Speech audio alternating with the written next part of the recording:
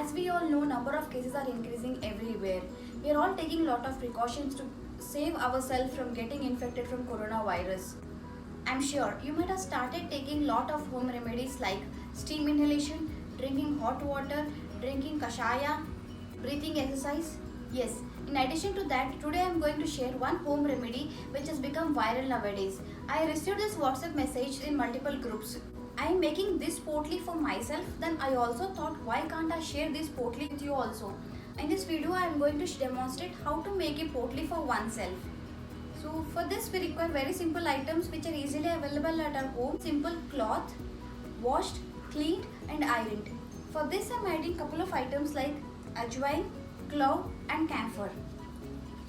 Take these three items, mix them and just make a small potli like this.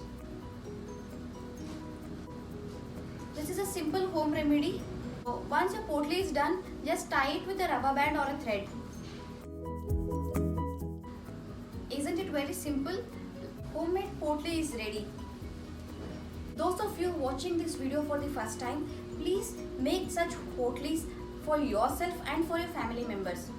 Once your potli is ready, inhale. I also saw this message in lot of videos, so I thought let me also make one potli for myself. Homemade potli is ready.